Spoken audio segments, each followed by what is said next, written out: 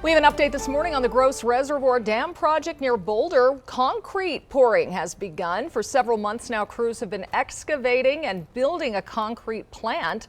They've been testing the installation and setting up conveyors, getting ready to use that concrete to build the new dam over on top of the old one. Start the concrete placing operation for the dam, starting at the very bottom, and then we'll get about halfway up this season.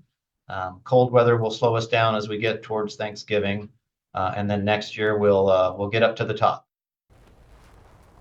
Yeah, the existing dam is 340 feet. Denver Water plans to raise it by 131 feet to expand the reservoir's capacity.